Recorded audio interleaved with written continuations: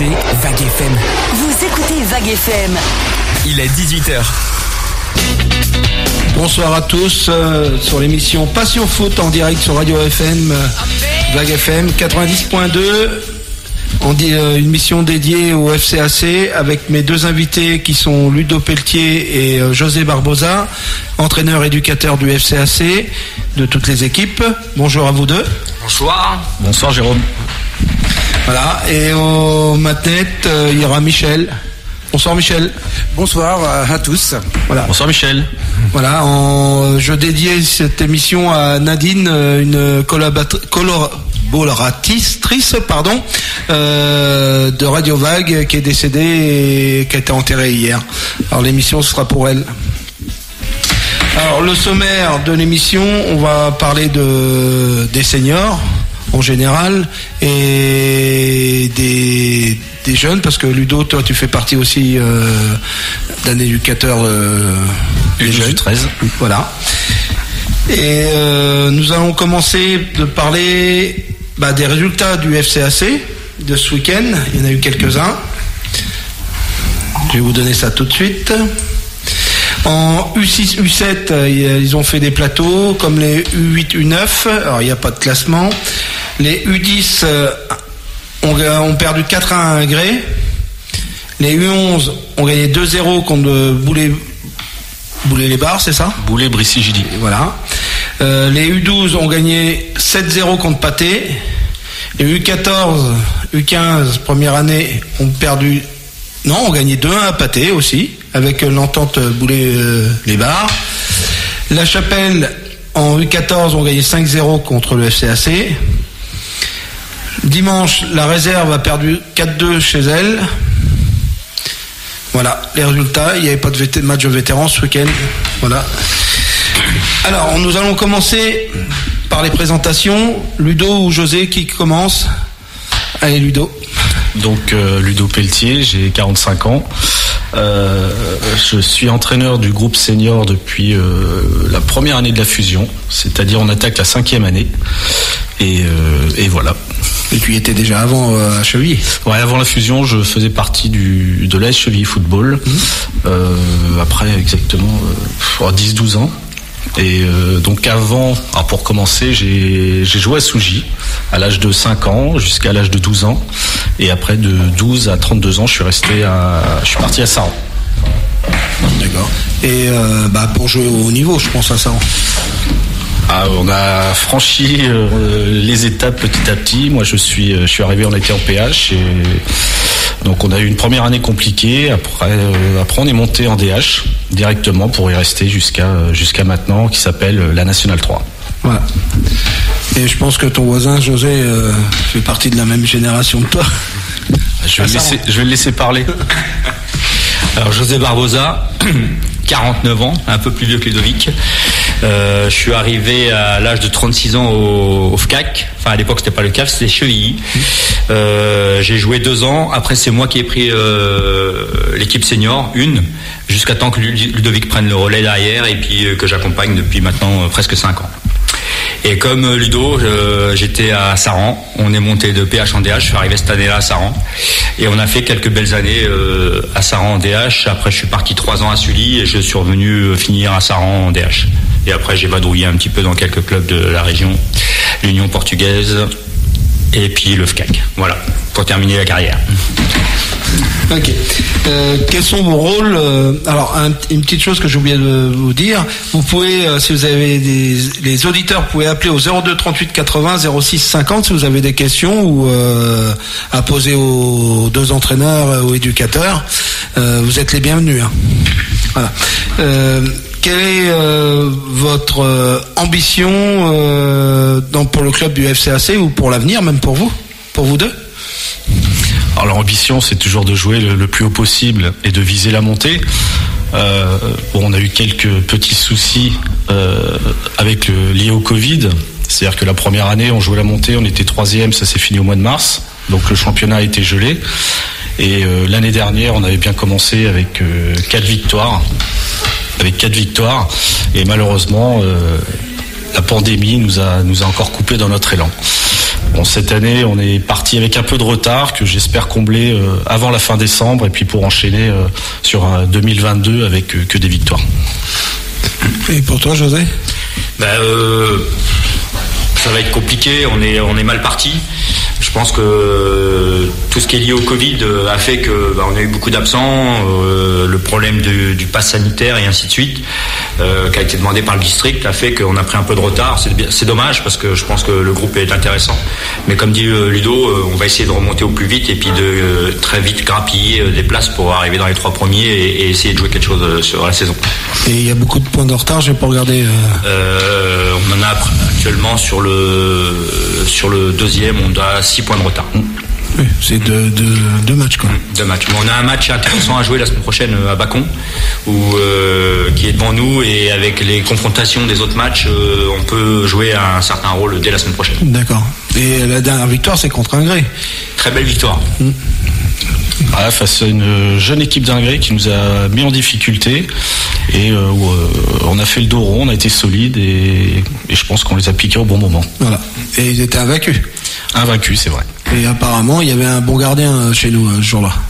Nous avions un gros bonbon rose dans les buts qui n'a rien laissé passer, c'est sûr. Voilà. Certainement un de ses meilleurs matchs d'ailleurs. Voilà.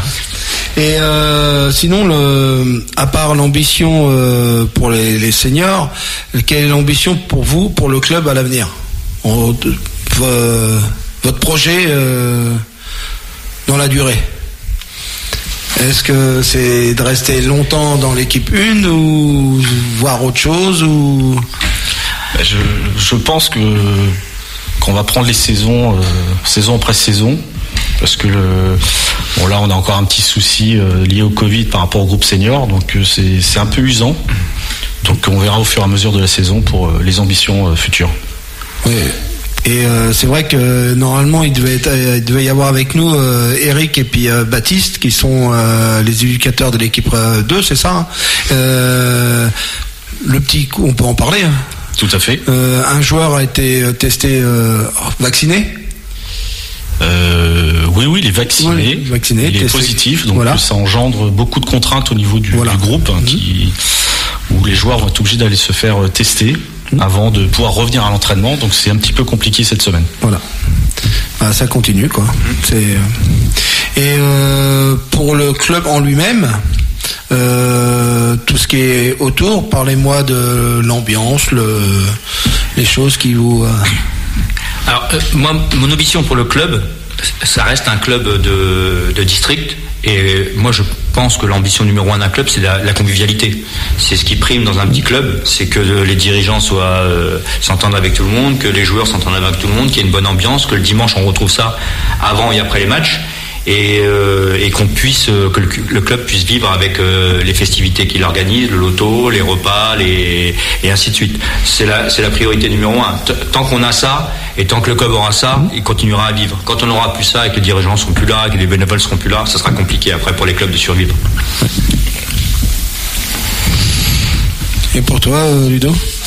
Ouais, je vais revenir sur ce que vient de dire José. C'est vrai que la convivialité est très très importante au niveau d'un club.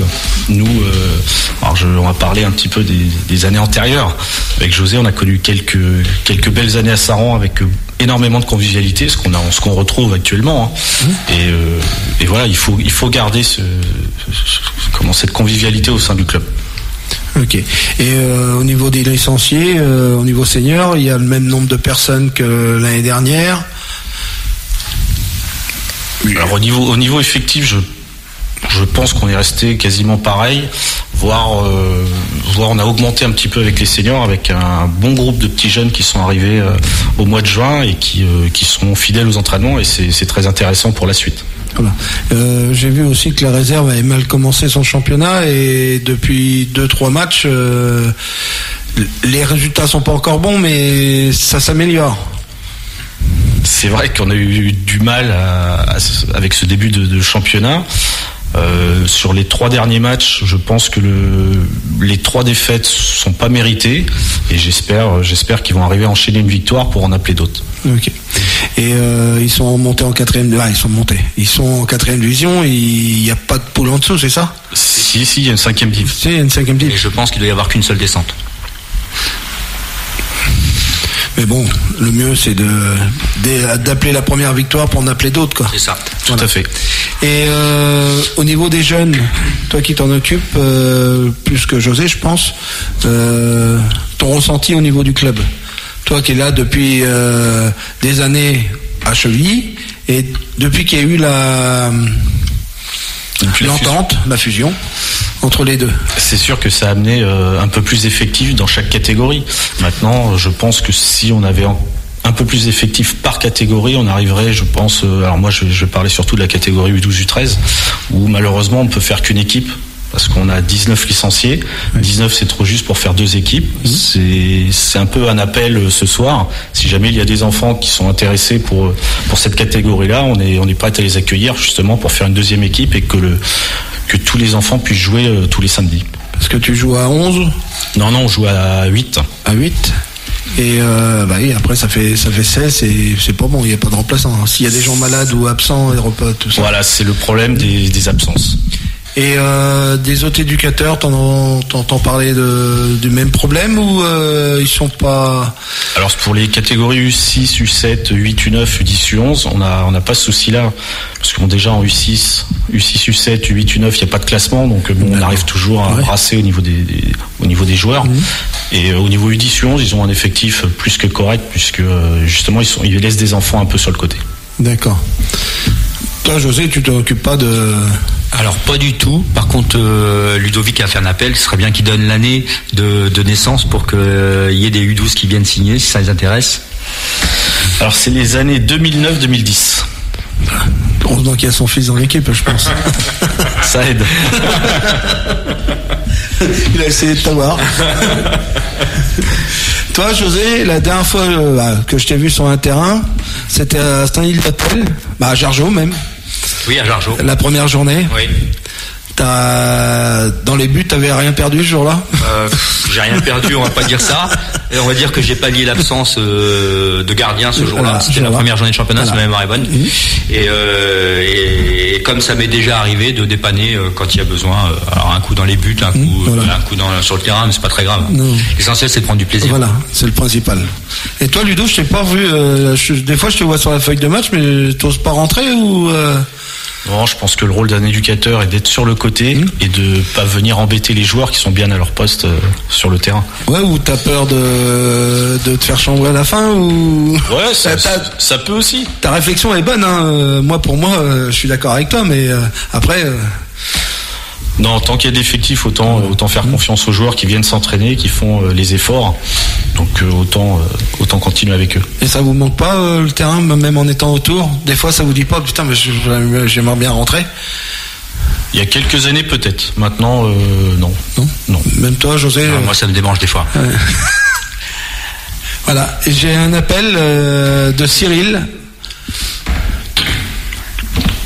Bonsoir Cyril. Moi, j'appelle parce que je voulais rendre hommage à ces 2 entraîneurs qui sont Ludovic et José, parce que en fait le FCAC a vraiment de belles personnes. Alors je les ai connus sur le terrain de foot. Moi, j'étais spectateur, j'écrivais des articles avec la République du Centre et autres. Et voilà, c'est des gars qui ont un bon fond, c'est des gars qui ont joué en DH. Je peux vous dire que c'était des solides joueurs de DH, parce que quand ils se sont présentés rapidement, mais c'était vraiment des très très bons joueurs. Et je pense que le FCAC a vraiment la chance, j'ai bien la chance d'avoir 2 entraîneurs comme ça. Donc voilà, je voulais le dire. Merci Cyril. Oui, merci Cyril. Et t'as connu José quand il râlait sur le terrain ? Ouais, j'ai connu. Alors moi j'étais un ami proche. Je vais remuer des sales souvenirs, j'imagine, pour José, mais j'étais un ami très très très très proche de Grégory Cortés en fait. Donc qui a dû connaître, malheureusement décédé dans un accident de voiture et bon voilà, moi j'avais pas le talent pour jouer en division d'honneur, loin de là, mais par contre voilà, je vous connais visuellement de vue et voilà, vous étiez des sacrés joueurs en tout cas. Merci, c'est gentil. Voilà. Moi je te remercie Cyril. Et ben de rien, ton appel. Et puis allez le FCAC les gars. Ok, merci Cyril. Ciao.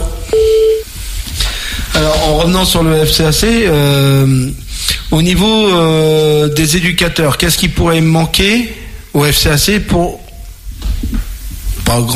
grandir, on va dire un peu plus pas en taille, mais s'améliorer, on va dire.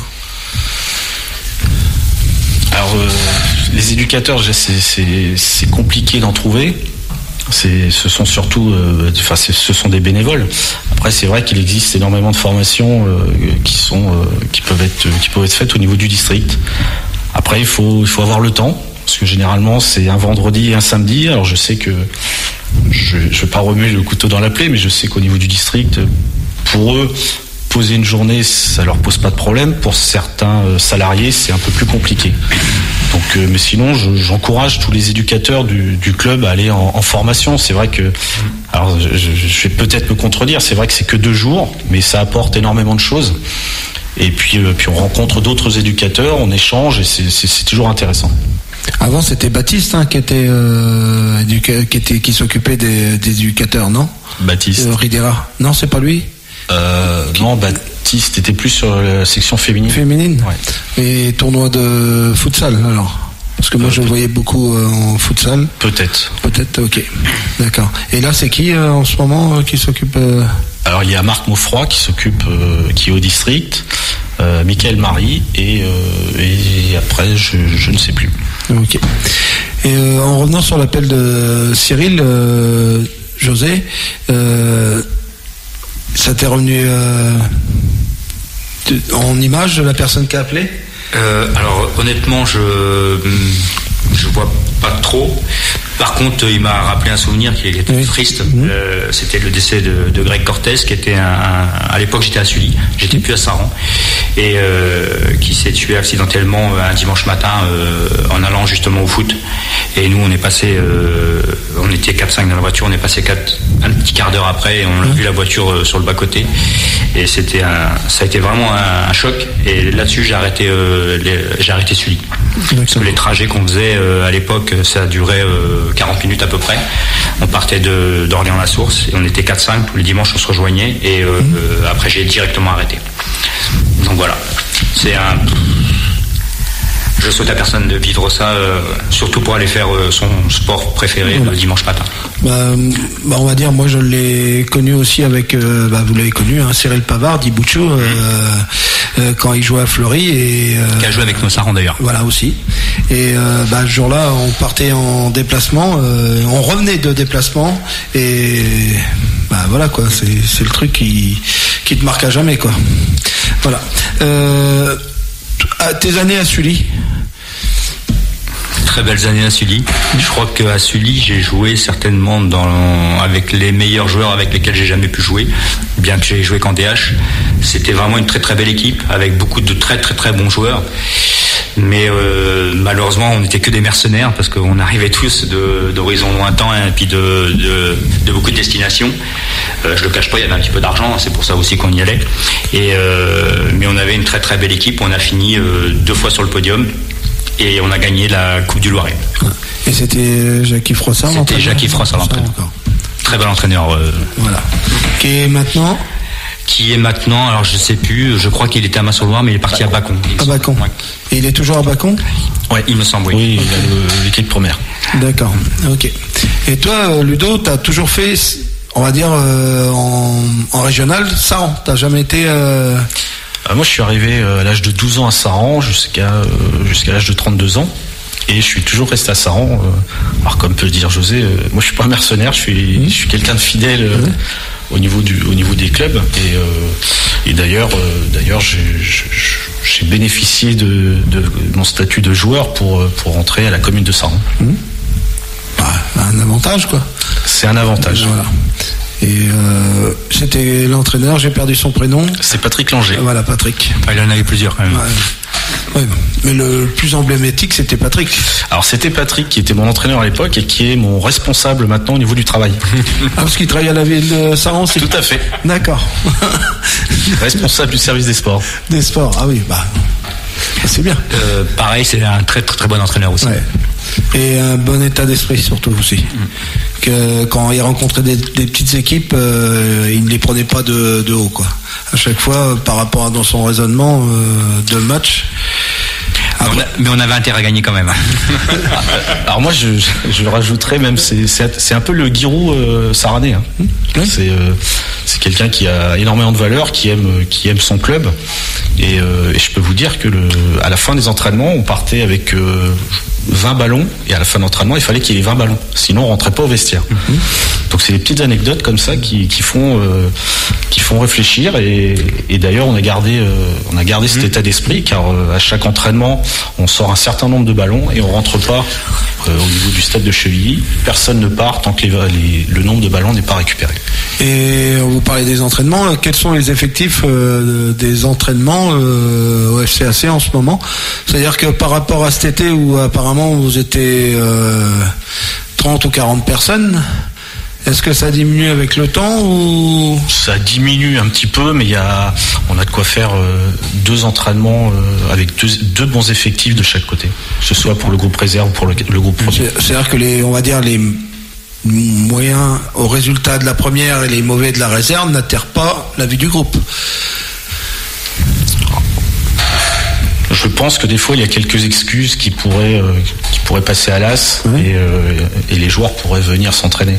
On trouve toujours une excuse, et je sais que José, une année, il avait pris une expression et j'allais te la ressortir d'ailleurs. J'avais pas voulu, j'aime pas trop la ressortir parce qu'après c'est une excuse qui est assez facile. C'est quand tu penses que ton sac est lourd, ne vient pas à l'entraînement. Alors ça veut tout dire, mais ça peut engendrer certaines choses. Les excuses bidons. Voilà. Et c'était une anecdote de Jackie Froissart. Ah d'accord. Et les deux éducateurs, parce qu'on appelle éducateur, je pense pas que c'est entraîneur pour l'équipe senior, parce que l'entraîneur c'est vous deux qui s'occupez de tout le groupe senior. Les autres c'est des éducateurs, je me trompe ou Alors on est responsable du groupe senior. Et par contre, on a quand même la chance d'avoir Eric et Baptiste pour le groupe réserve, parce que ça aide beaucoup. Alors, parle-nous d'Eric et Baptiste. Baptiste, moi, je le connais pas beaucoup. Eric, je le connais parce qu'il était au club d'Artenay avant. Mais pour les auditeurs, parle-nous plus d'Eric. Et je te laisserai parler de Baptiste après, ou dans le sens contraire. Eric, comme tu viens de dire, il faisait partie de l'amicale d'Artenay. Quand il est à Fusion, je crois qu'il a pris la réserve. Il est resté 1 an, 2 ans. Ouais, c'est ça. C'est ça. Après, il a décroché. Et puis cette année, il est revenu avec toute sa bonne humeur, son envie. Et Baptiste, donc Moreau, vient l'aider, vient l'accompagner sur les séances d'entraînement et sur les matchs le dimanche. Alors Baptiste, moi je le connaissais pas. Alors est-ce qu'il était là avant au club? Alors il a toujours été à Chevilly. Ouais. Il a entraîné, ça doit être les U15 à l'époque.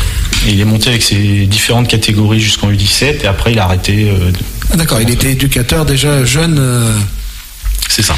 Et il est éducateur joueur ou simplement les deux. Non, il fait les deux. Il fait les deux. Il était revenu l'année dernière. D'accord. Moi je n'avais pas vu. L'année dernière il était déjà revenu. L'année dernière il était juste joueur. Et cette année il est éducateur joueur. Ok. C'est bien qu'il y ait des jeunes parce qu'il a 24, 25, peut-être un peu plus vieux. Il doit avoir dans ces eaux-là. Voilà.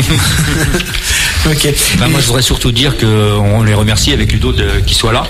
Parce que même nous, au niveau des séances d'entraînement, on peut diviser en 2.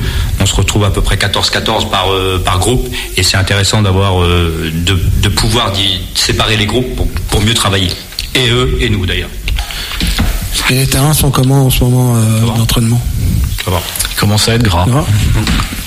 Et les travaux à Artenay-Chevilly, c'est bientôt terminé ou Alors, sur Artenay, il ne manque plus que les buts. Ouais. Après, il y a le temps de séchage au niveau des fourreaux. Ouais. Et sur Chevilly, je pense que les travaux débuteront qu'au mois de juin.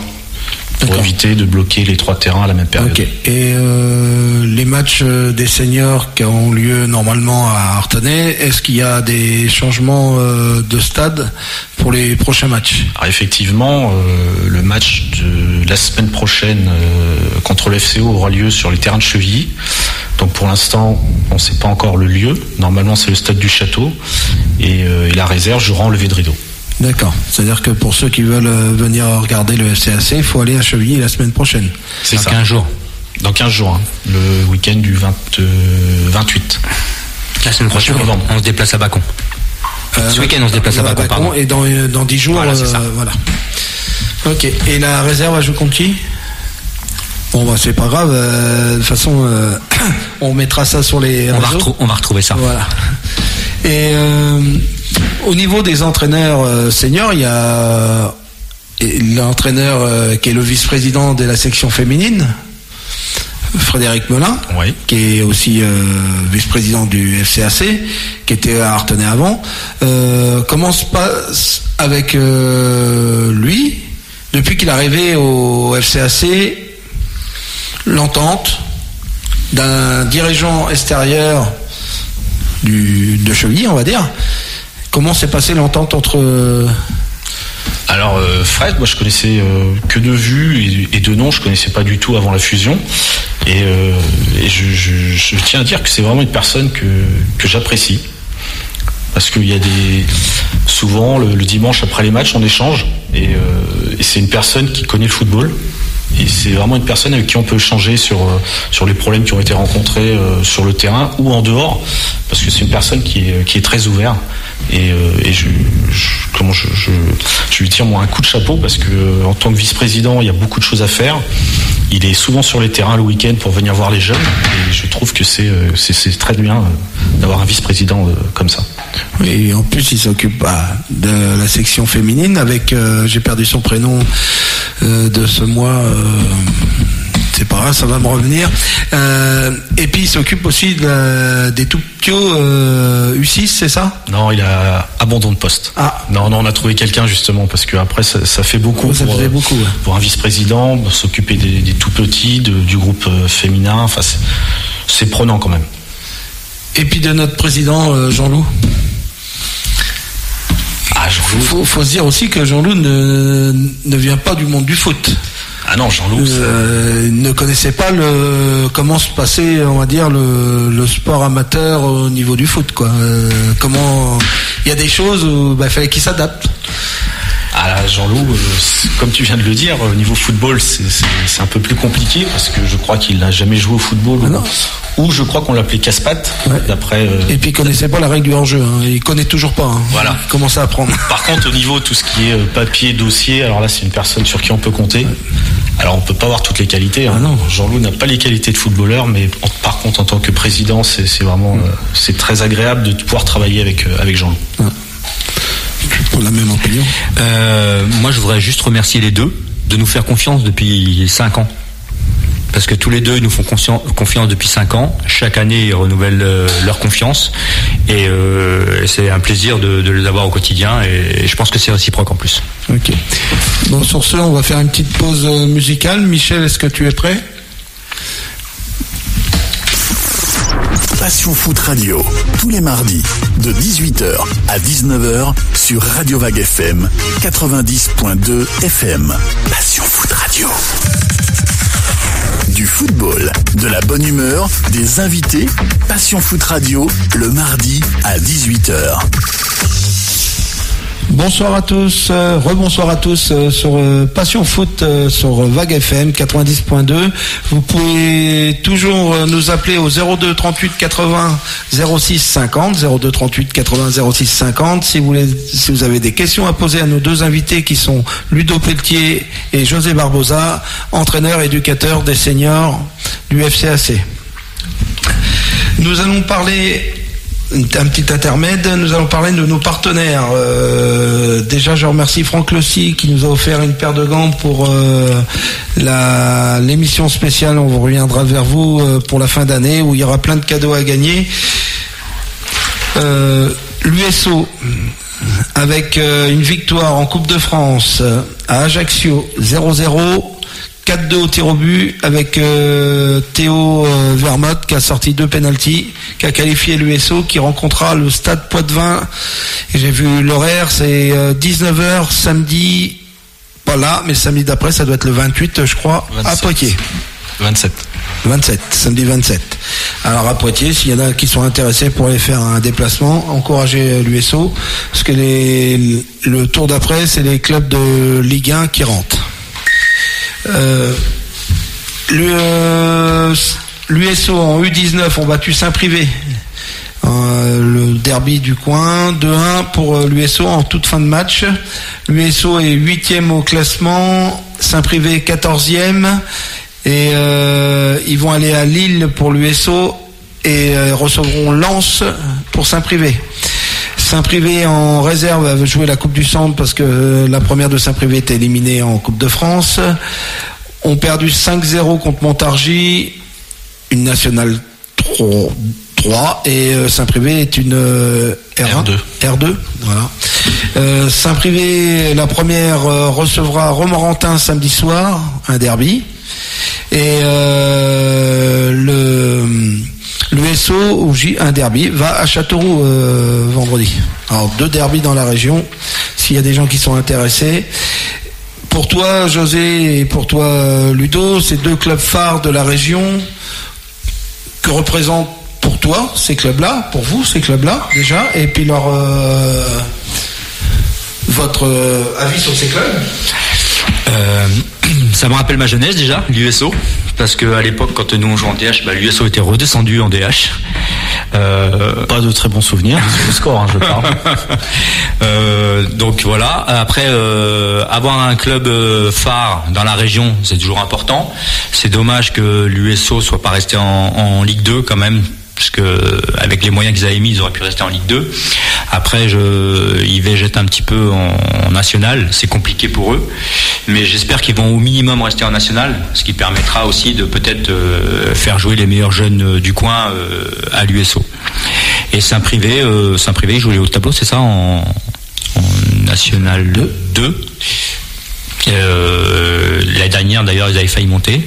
Le problème de Covid, je pense, un peu comme nous, ils ont fait un super départ et ça s'est arrêté au mois de novembre. Voilà. Et ils avaient 10 points d'avance. Et malheureusement pour eux, ils ont beaucoup de départs, beaucoup de jeunes qui sont partis à Lorient et à Guingamp. Les départs ont été compensés, mais la dynamique n'est pas la même. Mais championnat de National 2, même Chartres qui a un effectif, on va pas dire qu'ils ont du mal, mais il n'y a qu'une montée surtout. Il n'y a qu'une montée. Il n'y a qu'une montée, il faut être fort. Moi j'ai connu ça en Eure-et-Loire, il fallait que tu sois fort toute la saison parce que constant. Voilà, il y en a qu'un, et avec 2 descentes. C'était parce que des fois dans le Loiret, 4 descentes, tu peux avoir fait une bonne saison et puis un championnat serré et puis tu peux descendre quoi. Même en étant 5e ou 6e des fois. Voilà. Et au niveau, est-ce que vous avez entendu parler de cette nouvelle loi ou nouvelle réforme, on va dire, sur le centre de formation? Que si l'USO ne monte pas en Ligue 2, normalement, ils perdent leur statut. Voilà. De club pro. Voilà. Mais, c'est des on-dit, ou c'est vrai, il paraît que maintenant, tous les clubs qui seront comme l'USO ne perdront pas leur statut parce qu'ils ont un centre de formation. S'ils ont les possibilités de gérer le centre de formation, ils auraient le droit de rester centre pro. Est-ce que vous l'avez entendu ou c'est des... Moi, honnêtement, j'ai aucune news à ce niveau, mais ce serait intéressant pour l'USO de pouvoir garder ces jeunes et continuer à former des jeunes, même en restant en national. Quand je vois Tours, parce que Tours, au niveau jeune, je pense que c'était au-dessus de l'USO. Et quand je vois qu'ils sont redescendus, même en jouant à la montée, à chaque fois, ils descendent depuis 2 ans. Tous ces jeunes-là, ils sont partis où ? Ils sont plus chez eux, quoi. C'est malheureux, quoi. Tu parles de Tours ? Ouais, de Tours, ouais. De Tours, ils sont partis dans les clubs qui ont pris un peu la place de Tours en National 3, c'est-à-dire Ouest Tourangeau. Il y a Saint-Cyr-sur-Loire qui est en R1, qui est au même niveau. Après, il suffit qu'il y ait un peu plus d'argent dans un club et ça attire beaucoup plus les joueurs. Ouais, alors si on pouvait garder des clubs de formation, c'est pas parce que les seniors ne sont pas bons que on pourrait pas garder les centres de formation dans des clubs comme Orléans et Tours. Au moins, il cultive toujours le club, quoi. Il reste dans la dynamique de formation, quoi. Après, s'ils ont les moyens pour le faire, pourquoi pas. Après, un centre de formation reste quand même un centre de formation. Faut pas non plus attirer des enfants et ne pas arriver à les faire sortir. Je pense que des sports-études, c'est pas mal. Après, les centres de formation, je pense qu'à partir de national jusqu'à Ligue 2, Ligue 1, pour moi, oui, c'est plus valorisant. Ouais. Ok. Après, je pense que c'est lié aussi aux retombées économiques. En national, les retombées économiques ne sont pas les mêmes qu'en Ligue 2 ou en Ligue 1. Un centre de formation, ça a certainement un coût très important. Et pour pouvoir y subvenir, les droits de TV, par exemple, de la Ligue 2, doivent aider beaucoup à pouvoir maintenir un centre de formation. Alors que je suis pas sûr qu'en national, le championnat national, au niveau audiovisuel, rapporte tant que ça. Qui le regarde déjà? Toi, tu le regardes souvent? Moi, ça m'arrive de regarder les matchs du lundi soir. Voilà. De temps en temps. Ça dépend les affiches. Moi, heureusement que je vais à l'USO, sinon, malheureusement, des fois le vendredi soir, j'y pense pas, quoi. Après, t'as Internet, t'as les résultats en direct, mais bon. Et puis le niveau national, le niveau football, c'est que de la défense, il n'y a pas du beau jeu quand tu regardes. C'est physique, je pense. Quand physiquement t'es costaud, je pense que tu peux rapporter pas mal de points sur une saison. Oui, je l'ai vu l'année dernière avec Bastia. Bastia m'ont pas impressionné, mais il y avait du physique, il y avait des gens de...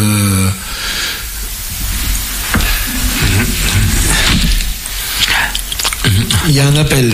Ok. Excusez-moi, j'arrivais pas à lire, j'ai oublié mes lunettes.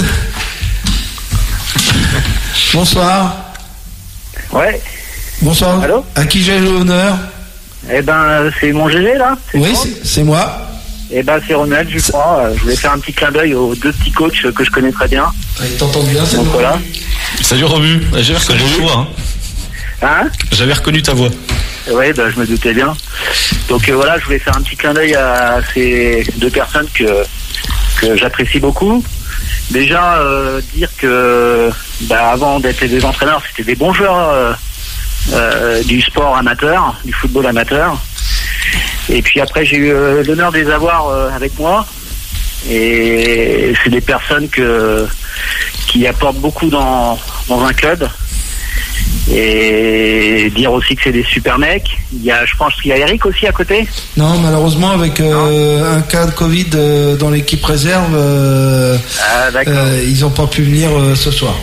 Et puis remercie mon GG parce que GG, avec ses compères, vous remettez le niveau, le football amateur en lumière, et je trouve ça bien. Et de mettre mon José et puis Ludo dans la lumière, ça fait du bien. Et puis Bicheville, Artenay, et puis plein de bonnes choses pour vous. Voilà, je tenais à le faire et ça me faisait plaisir de remercier ces deux mecs que j'adore. Merci, merci Romu. Et Romu, t'as quel âge? Tu auras 18, tu dois comme moi, t'as joué en junior régional, t'avais 18 ans. J'ai joué avec toi, je crois que j'ai joué avec contre toi moi. un petit peu. Contre toi, ouais. Oui, contre toi en régional quand j'ai joué. Tu dois avoir 48 ans maintenant. J'ai 49 ans. Ouais, voilà. C'est bon, tu peux encore jouer. Ouais, je peux encore jouer, non. Ça fait 30 ans en arrière. Ouais, mais bon, c'était parler vraiment de ces mecs-là, c'est des mecs super, et je peux dire qu'ils apportent au club, et moi, ils m'ont beaucoup apporté en tant que, quand j'étais entraîneur, et des super joueurs. Voilà. Je tenais à le faire. On va en profiter pour remercier Romu, parce que quand je suis arrivé au club, c'était lui l'entraîneur et on est monté 6 mois après. Ouais, mais c'était grâce à vous, c'était pas grâce à moi. Et Romu, juste en une petite aparté, la triplette des Girondins de Bordeaux que tu m'avais offert, elles sont toujours dans leur valise et je ne les sors jamais. Ah, c'est gentil. Ouais. C'est que du bonheur que j'ai eu avec. Il y avait pas que, il y avait Douane, il y avait toute l'équipe, il y avait Pierrot, j'avais une super équipe. Franchement, je pense qu'il y en a beaucoup qui auraient voulu être à ma place. Et moi, j'ai eu cet honneur, et remercier tous les dirigeants, que ce soit, même si je suis parti d'Artenay, je pense à Gérard, je pense à mon Titi, à mon GG, à plein de joueurs, à Butch, tout ça. Et puis, et à Chevilly, à Montroby, à tous les gars qui étaient là-bas, à Benoît, c'était des moments extraordinaires et que j'oublierai pas, et c'était mon dernier petit mot, et puis je vous laisse finir votre émission tranquillement. Et puis merci GG pour ce truc, se remettre le football amateur, on en a besoin. Merci à toi Romu, et toutes les personnes, je pense qu'ils vont avoir apprécié ton petit mot. Et puis voilà. On va se voir d'ici 15 jours, je pense. Ouais, dans 15 jours, mon Claude à Imonville, Voilà. c'était que du bonheur. Ok, voilà. Pas de soucis, mon Je Romy. garderai que des bons souvenirs. Okay. Allez, bisous à tous. Allez, bisous, salut. Salut, bisous, salut. Ciao. Alors, on va revenir, vu qu'il a parlé des anciens dirigeants, des gars comme Daniel, comme Gérard, comme il y a Céline, j'en oublie d'autres, n'hésitez pas à me donner des noms. Il y a tellement de noms qui ont marqué les deux clubs, comme Roger chez nous. Une petite pensée pour Roby. Voilà, j'ai cherché son prénom, je tournais. Roby, c'est quelqu'un qui vivait à 100% le football. Je pense que c'était sa vie, le foot. Surtout pour son club. Voilà. Et c'est vrai que c'était une personne, et ça fait bientôt 10 ans, je pense. C'est quand je suis arrivé au club, ça. J'avais 36 ans, c'était il y a 13 ans. 13 ans, ça va vite. Voilà, mais c'est des gens qui ont œuvré pour le FCAC, mais pour l'AS Chevilly. S'il n'y avait pas tous ces gens-là au départ, comme maintenant ceux qui sont là, il n'y a pas de vie dans les clubs, quoi. Comme tu disais tout à l'heure, José, c'est la vie des clubs, tout ce qui est autour, quoi. Il n'y a pas qu'un groupe, il y a un groupe, c'est tout le groupe, c'est pas qu'une personne. C'est les bénévoles. Voilà. De toute façon, c'est ça qui marche le mieux, je pense. Après, il y a l'argent, mais avec l'argent, on fait pas tout, quoi. Voilà. Une petite pensée à toutes ces personnes-là qui nous ont quittés et qui ont fait que les deux clubs soient à ce niveau-là, qui aurait pu être mieux, mais si l'entente pour moi aurait été faite 2-3 ans ou 4 ans avant, je pense que on aurait peut-être eu un effectif pour faire quelque chose de plus grand. Mon avis perso. Voilà. Après, je ne sais pas si c'est la vôtre. Je pense que tu as tout à fait raison. Je pense que 2 voire 3 ans avant, si tout le monde s'était mis d'accord, je pense. C'est un petit pic à certains joueurs ou à un groupe. Je pense que si certains joueurs avaient fait l'effort justement de cette fusion, oui, je pense qu'on serait minimum en 2e div. Oui. Je pense aussi. Et après, il y a une équipe loisir au club. Oui. Ouais. Je les aurai bientôt en studio aussi. Je vais les inviter. On fera une petite émission sur les loisirs et les féminines en même temps. J'ai perdu son prénom. Il y a le responsable. Ouais, le responsable. C'est Christophe Huette. Ouais, Dicahouette. Voilà. Mais il me dit, c'est pas mon truc de venir parler à la radio. Ça sera sûrement Sylvain, notre ami Sylvain, que moi j'ai connu au FCAC, à Artenay, puis au FCAC en même temps. En plus, il est prof d'école.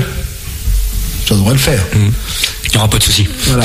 Et pose-lui pas trop de questions sur les entraînements. Non. Et au niveau des pourquoi dans le Loiret, vous qui suivez un peu, il n'y a pas de championnat. C'est en loisir. C'est loisir aussi dans l'Eure-et-Loire, mais ils font des championnats. Alors, le loisir, je pense que ça veut tout dire. Voilà. C'est loisir. Dès qu'il y a un peu de compétition, alors moi c'est ma petite, c'est ce que je pense à moi. Le dernier match que j'ai fait, donc c'était un vendredi soir. Alors c'est vrai qu'à l'époque il y avait pas la si il y avait la fusion. Si, il y avait la fusion, mais chaque équipe avait encore ses loisirs. Donc on jouait avec Chevilly un vendredi soir où sur le terrain ça s'est alors il y a eu victoire, mais j'ai pas pris le plaisir que j'aurais aimé prendre, et j'ai préféré arrêter sur un vendredi soir comme ça. D'accord. Et faire un championnat en loisir, ça amène toujours un peu de compète. Déjà tu rencontres certaines équipes qui jouent déjà la compète en loisir. Si en plus tu mets un championnat, je pense que le loisir n'existera plus. Et moi je connais un club qui est pas loin d'ici, qui s'appelle Bazoches et Gallerande. Les gars sont en loisir, mais s'entraînent comme vous les seniors. Pareil la semaine. Après, le loisir n'empêche pas la passion. Oui. Ils peuvent s'entraîner la semaine. Hein. C'est pas Ça doit être rare, ça. Voir des entraînements de la semaine en vétéran. Ah, je pense que c'est très rare. Moi, nous, on a un ami en commun avec José qui joue sur Paris. Eux, ils s'entraînent. C'est vrai que, alors eux, ils appellent ça le championnat du dimanche matin ou CDM, je crois, ils appellent ça. Il y a de la compète. C'est sur Paris, par contre. Voilà. Ouais. Et eux, ils ont un effectif de combien de... Une vingtaine de personnes, je pense. Sur Paris ? Non. Les loisirs. Ah, les loisirs, oui. Une vingtaine avec des anciens seniors des deux clubs qui viennent un peu regonfler les effectifs. Alors, c'est vrai que c'est un peu compliqué ces temps-ci. Ok, pas de souci. Et au niveau des dirigeants, des accompagnateurs qui n'ont pas de licence dirigeant, mais qui sont tout le temps là au club, est-ce que vous pouvez m'en parler un petit mot de ces gens-là, ceux qui s'occupent de la buvette, le dimanche, l'intendance? Ça en revient à ce que je disais tout à l'heure, c'est grâce à ces personnes-là qui sont là tous les dimanches, qui sont là tous les samedis quand il y a les jeunes qui jouent, qui sont là pour préparer des goûters quand il y a des goûters à préparer. Sans eux, le club pourrait pas vivre. Donc on a besoin d'eux, on a besoin de leur motivation, on a besoin de leur investissement. Et tant qu'ils seront là, tant mieux. Le jour où ils seront plus là, malheureusement les clubs vont mourir les uns après les autres. Donc merci à eux. Et puis j'espère que ça continuera au FCAC et qu'on aura toujours la même ambiance qu'il y a actuellement. D'accord. En parlant de ces gens-là, ces personnes-là, nous organisons un loto le dimanche 26 décembre à la salle des fêtes d'Artenay. C'est Daniel Couvret, notre dirigeant emblématique du FCAC, qui s'en occupe. Ouverture des portes, je crois que c'est 12h30. C'est 3 000 € d'achat, je crois, de bons d'achat à gagner pour digérer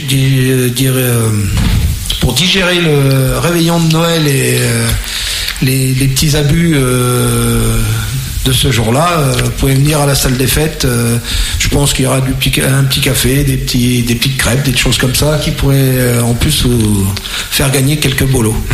Voilà. Je vais vous donner le programme du FCAC de ce week-end.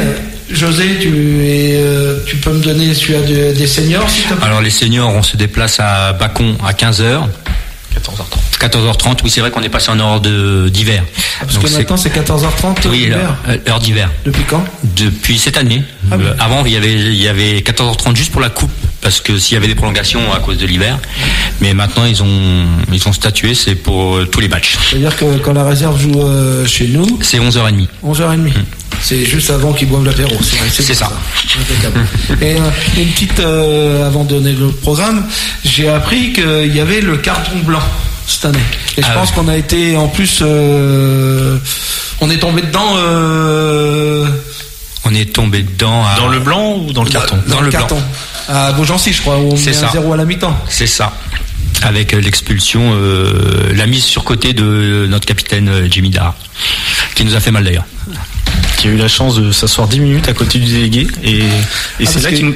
Ah oui, il reste à côté du délégué. C'est ça. En fait, comme au hockey alors. C'est ça.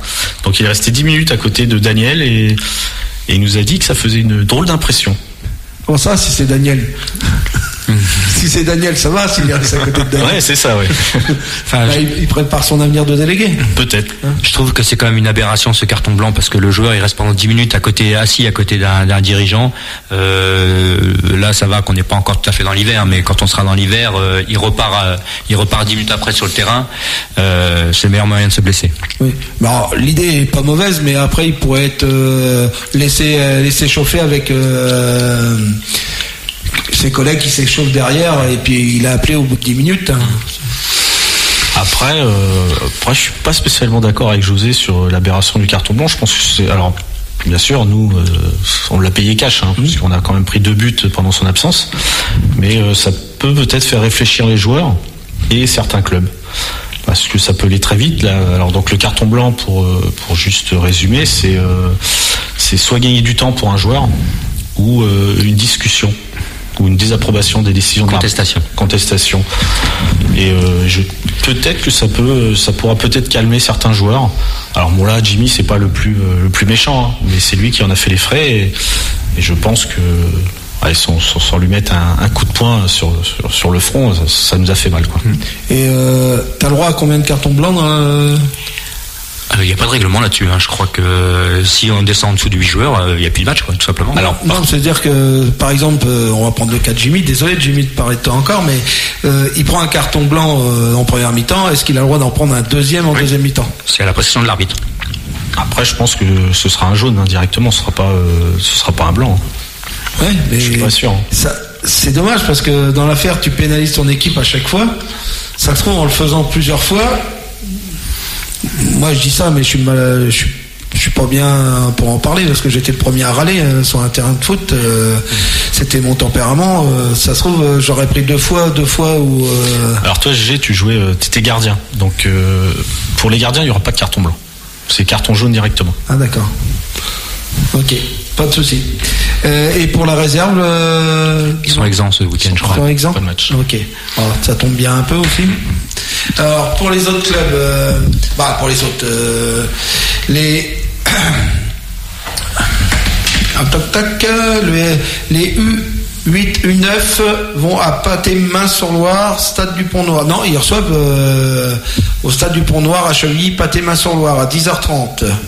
Les U10, ils vont à Beaune à 14h. Les U11, Belneuf à 14h. Alors Belneuf, c'est Ambert, anciennement Ambert. Ouais, c'est la plaine du Belneuf, ouais, c'est à côté de l'Argonne en fait. Voilà. Ok, dans la zone de Saint-Jean-de-Bray aussi. U12, U13, ils reçoivent à 14h Orbe-Saint-Père-à-Vue au stade du Pont-Noir. Pour ceux qui ne connaissent pas, le stade du Pont-Noir, c'est celui-là qui est à côté de la ligne de chemin de fer, et le stade du Château, c'est celui-là qui va jusqu'au château de Chevilly. Bah, pas le stade, hein, la route qui va jusqu'au château de Chevilly. Et petit aparté pour les U12, U13, je pense que ce sera le match pour accéder à la départementale 2. Ah. Et c'est contre Saint-Père-à-Vue-Orme. Ouais. Et ils sont derrière eux, ils sont au même niveau? Ils sont devant nous. Ils sont devant nous. Par contre, ils n'ont pas encore joué Fleury, qui est l'équipe la plus forte de la poule. D'accord. Les U14, U15. Alors, toi qui es U14, U15, on met un 1 à côté, c'est-à-dire que c'est l'équipe 1. Équipe 1. FCAC Boulay-les-Bars Gilly à 13h30 contre la Chapelle au stade du Château. Les U14, 15, équipe 2. Alors c'est une entente pareil les deux, hein. Tout est mélangé quoi. C'est ça. Ok. 16h30 contre Bouzy-les-Bordes au stade du Château. Alors ils jouent en levée de rideau de la 2. C'est ça? Tu peux répéter l'équipe 1? L'équipe 1, ils jouent contre la Chapelle à 13h30. Au Château? Ouais.